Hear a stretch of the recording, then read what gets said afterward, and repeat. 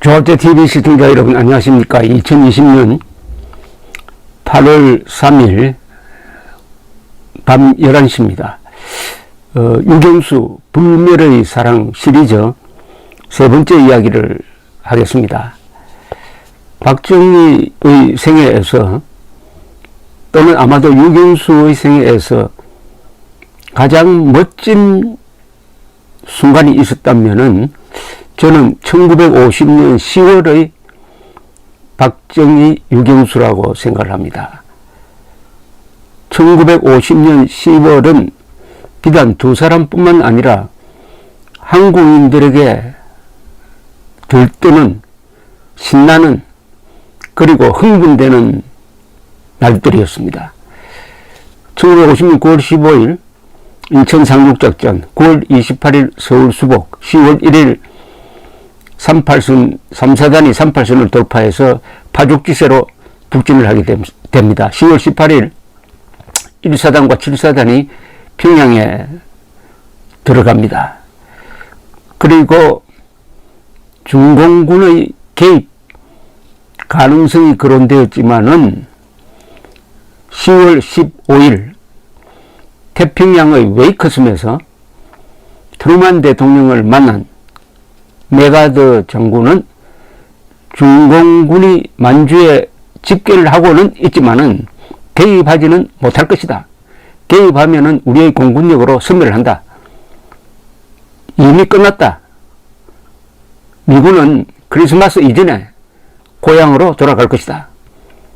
앞으로 북진 통일을 해가지고 한반도 전체가 해방이 되면은 선거를 통해서 새로운 정부를 수립하면 된다.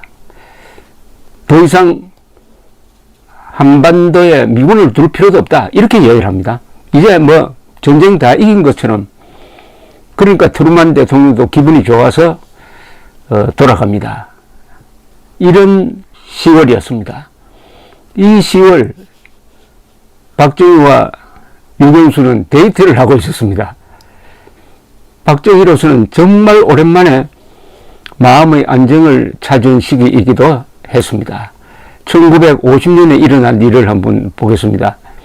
그해 2월 6일 이혈란 씨가, 박정희가 목숨 걸고 사랑했던 이혈란 씨가 갈등을 견디지 못하고 용산관사에서 집을 나가버립니다. 박정희는 찾아 헤맸지만은 결국 인연이 닿지를 않았습니다. 그리고 6.25가 터졌습니다. 박정희는 고향에 있다가 돌아와서 다시 군인이 됩니다. 다시 장교가 되는 거죠. 그러다가 그 여름에 영도에서 유경수와 선을 보게 됩니다.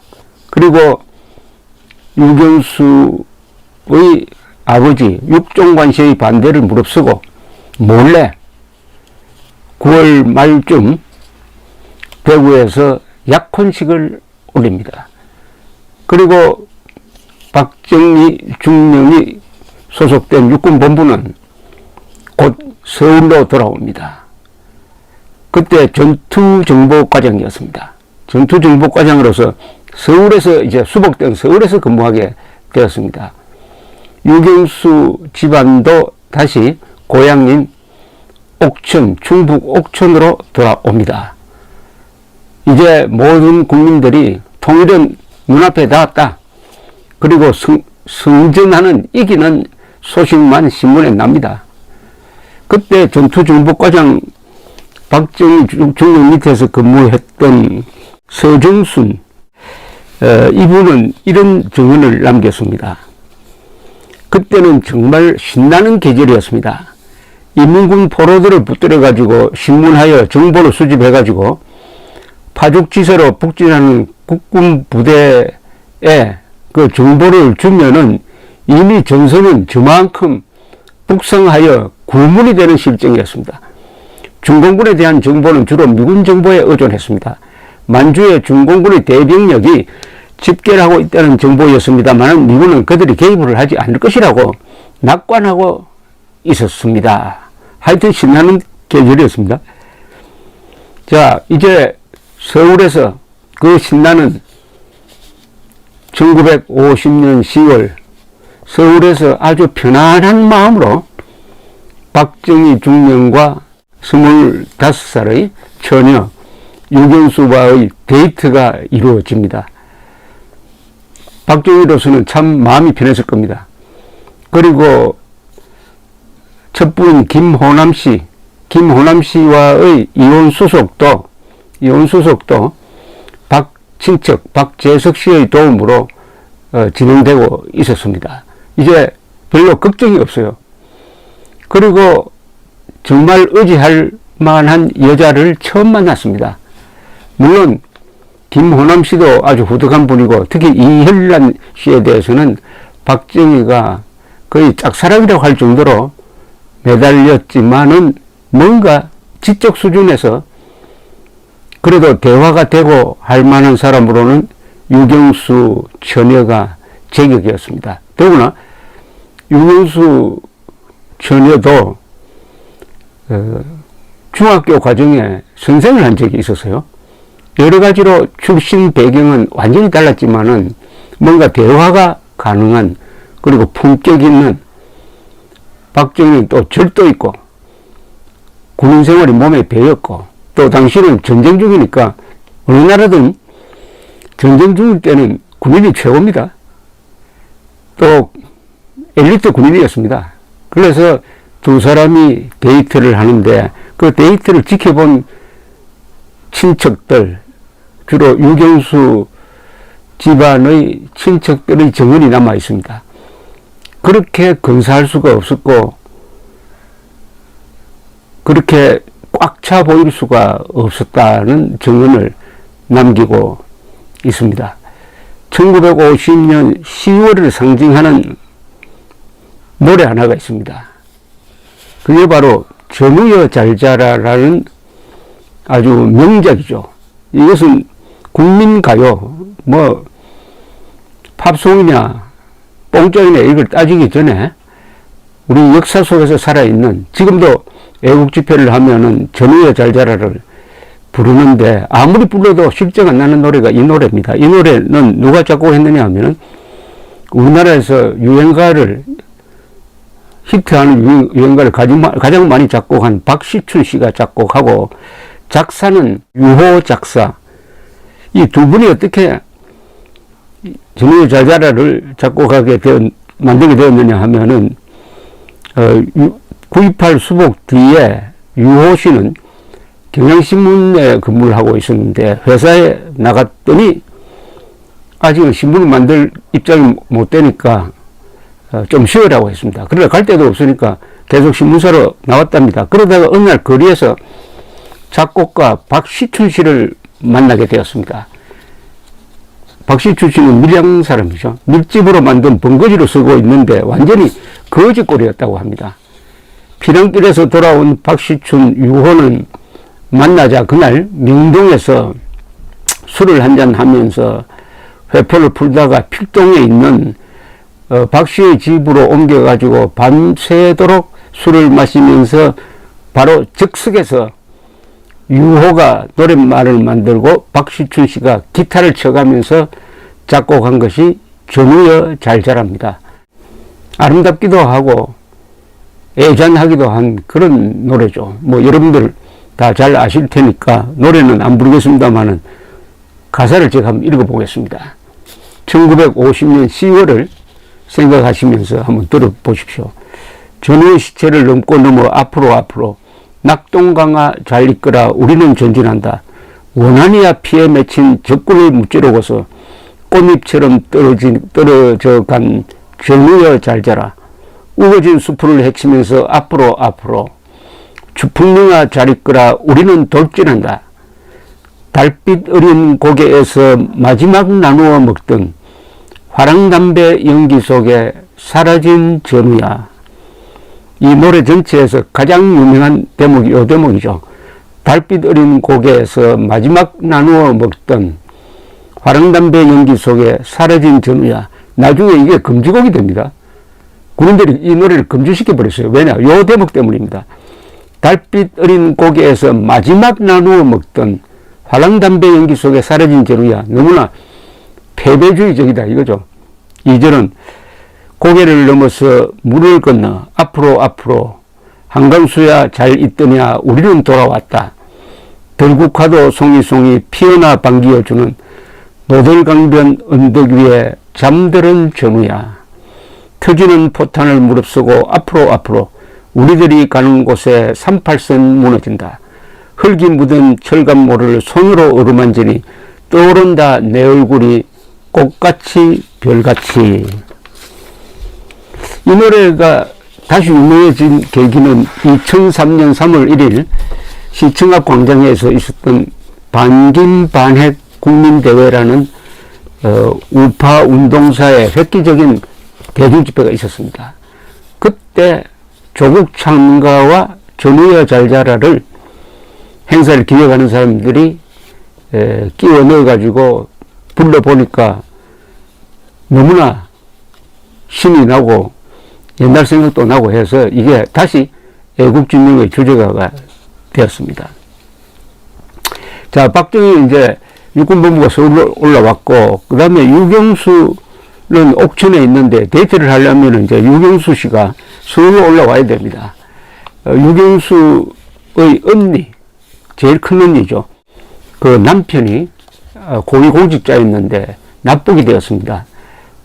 서울에 살고 있었습니다. 그래서 큰 언니 유gin순 집에 머물기도 하고 오빠 집에 머물기도 했는데 오빠는 육인수 씨였습니다. 고등학교 교사를 하고 있었습니다. 박정희는 서울로 올라오자 먼저 인사를 다닙니다. 그러니까 유경수의 큰언니 유gin순, 오빠 유gin수가 서울에 있으니까 가서 인사를 합니다. 이제 약혼을 한 입장이에요. 유gin수 씨의 집을 찾아갔는데 유gin수 씨가 그때 마당에서 그릇을 씻고 있었답니다. 유gin수 씨의 증언에 의하면은 한 군인이 갑자기 마당으로 들어오더랍니다. 동생이 군인과 약혼했다는 이야기를 들었는데 군인을 딱 봤는데 아차, 이 군인하고 약혼했으면 뭔가 이게 잘못됐구나. 몰골이 별로 형편이 없었어요. 라고 생각하는데 그 사람이 누구였느냐? 박정희 중령의 운전병이었습니다. 바로 그 뒤에 다부진 모습의 박정희가 들어와서 제가 박정희입니다 하고 인사를 했다고 합니다. 그래서 차 대접을 하는데 유gin순 씨의 남편 홍순일 씨가 납북된 이야기를 듣던 박정희는 손수건을 꺼내서 눈물을 닦으면서 남편 없이 이 세상을 살아가는 것만큼 힘든 일이 어디 있겠습니까? 라고 위로를 하더랍니다. 박정희처럼 눈물이 많은 사람도 드뭅니다. 그때 첫눈에 비친 박정희에 대해서 유gin순 씨는 이런 증언을 남겼습니다. 순수하고 정직한 사람 같았다 라고 했습니다. 나중에 올라온 유경수가 오빠한테 그 사람 어땠어요? 라고 물었더니 유gin수 씨의 평은 키도 참 작더구나. 근데 사납 하나는 다부지게 생겼더라. 인성은 좋더구나. 이렇게 말을 했답니다. 이제 가로수에 단풍이 물들기 시작한 서울 거리였습니다. 그래서 그 군대는 북진 중이고 박정희는 후방 근무를 하고 있었고 곧 창설되는 구사단 참모장으로 옮기게 됩니다만은 박정희는 정성으로 나가지는 않고 후방에서 데이트를 즐기고 있습니다. 1950년 10월 서울 가을이 익어가는 거리에서 폐허가 된 거리에서 박정희, 유경수의 데이트가 이루어집니다. 10월의 어려 멋진 날이라는 노래를 생각합니다. 두 사람의 데이트를 지켜본 평이 이렇습니다. 유gin순 씨의 차녀 홍소자 씨는 한성수 전 국무총리의 부인이시죠. 부끄럽다거나 내숭 있는 표정이 아니라 맑고 투명한 표정으로 박정희 씨를 맞이하였습니다. 두 사람은 전시의 들뜨고 불안하고 뒤죽박죽인 시절에도 안정되고 자신감 넘치는 표정이었습니다. 두 사람의 연애 시절은 젊은 청춘 남녀의 불타는 사랑도 아니고 그렇다고 노인네들의 로맨스도 아니고 참 신기했어요. 성숙된 인격의 만남이었기 때문이 아닌가 하고 훗날 와서 생각합니다. 유근수 씨는 두 사람이 어쩌면 저렇게 부자연스러운 데가 없이 충만하게 보일까 하는 생각을 했다고 합니다. 뒤돌아보니까 1950년 10월 그 들뜬 분위기 속에서 데이트를 하던, 편안하게 데이트를 하던 박정희, 유경수의 모습이 충만하고 근사하고 순수하게 보였다라는 증언입니다. 자, 그런데 그렇게 순수하고 들뜨게 보인 것은 두 분만이 아니죠.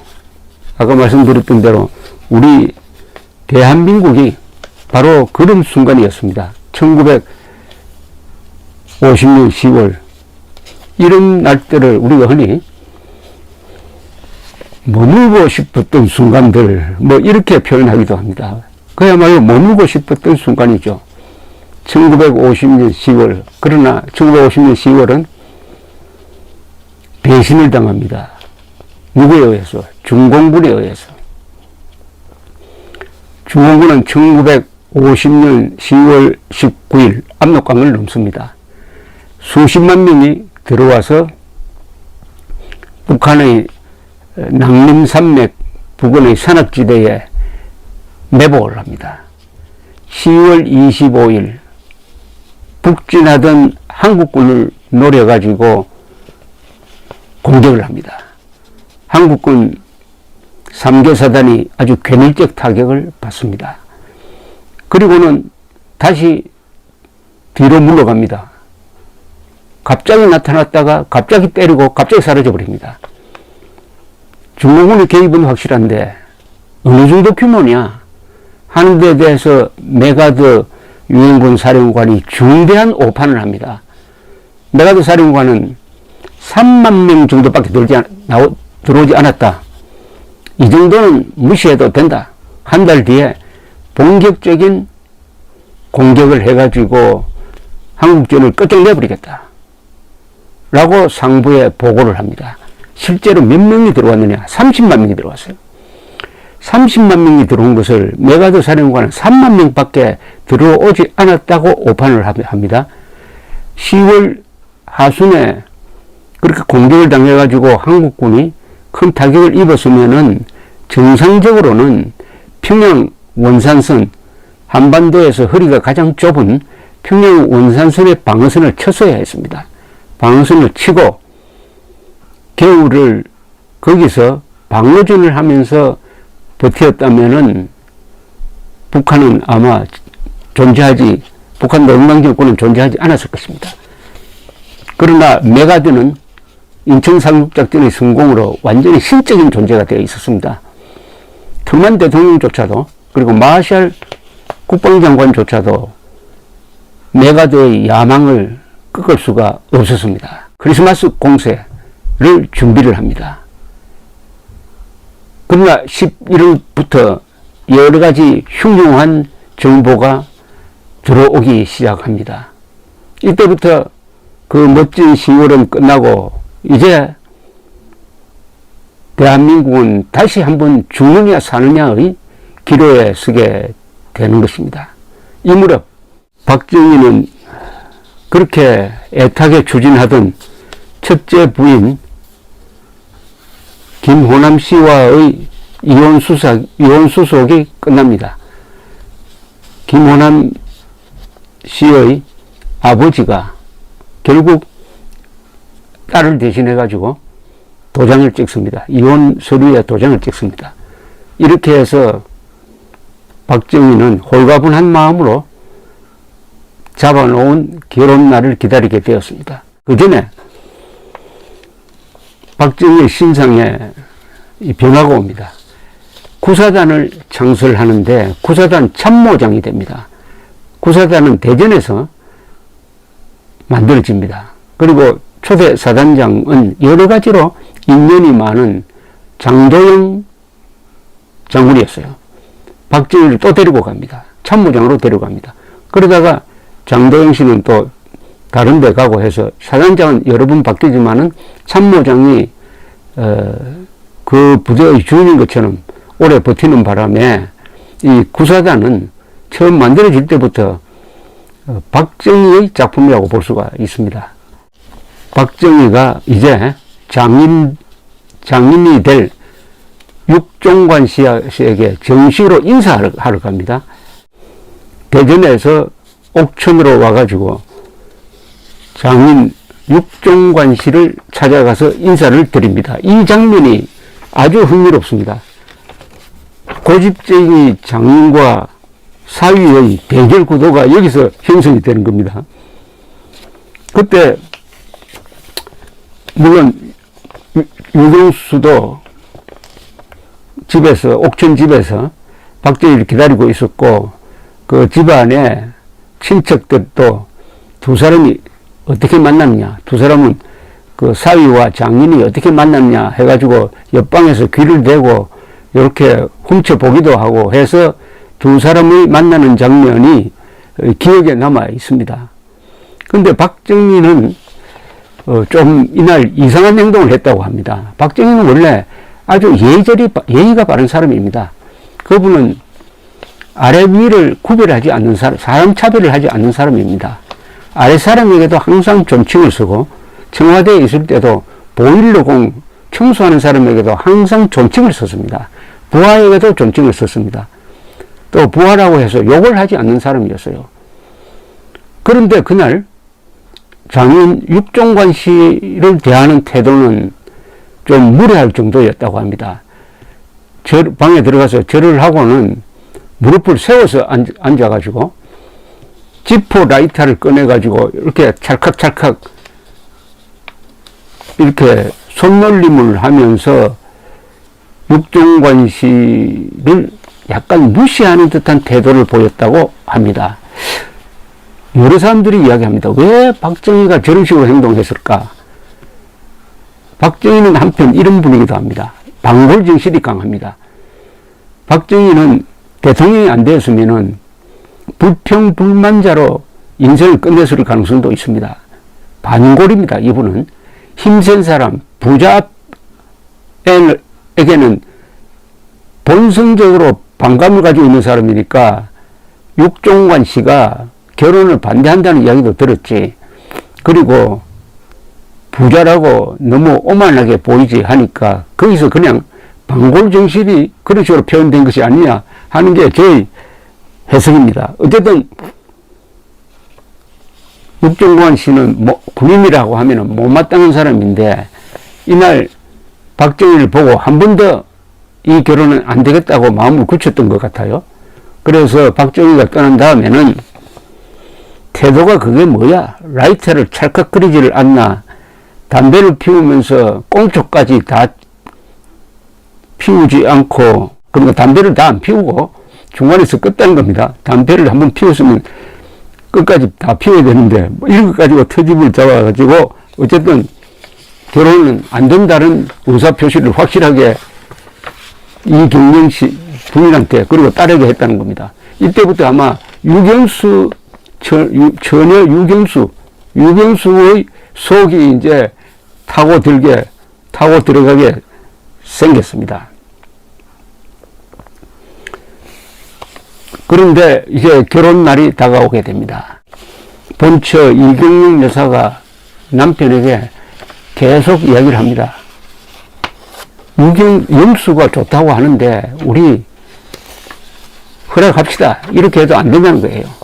그리고 유경수의 동생 육예수 씨도 아버지를 조릅니다. 그래도 이 고집불통인 육종관 씨는 결혼을 반대를 합니다. 이 무렵 유경수 처녀가 재봉틀을 돌리면서 바느질을 할 때 노래를 흥얼거렸다고 하는데 이 노래를 유경수 여사가 그렇게 비극적으로 돌아가신 다음에 있었던 청와대, 그게 아마 1976년으로 추정됩니다. 1976년 청와대에서 이경영 여사의 생일 파티를 합니다. 그 파티할 때 노래 자랑을 하는데 그게 녹음된 게 있습니다. 거기 보면 박정희도 노래를 부릅니다. 그런데 그 친족 중에 한 사람이 유경수 누나가 처녀 시절에 불렀던 노래를 제가 부르겠습니다 하면서 부르는 좀 목이 매는 그 노래가 이런 노래였습니다. 이 아주 오래된 노래인데 가사는 이렇습니다. 검푸른 숲속에서 맺은 꿈은 어여쁜 꽃밭에서 맺은 꿈은 이 가슴을 설레어라. 첫사랑의 노래랍니다. 그대가 있었기에 나는 그대의 것이 되었답니다.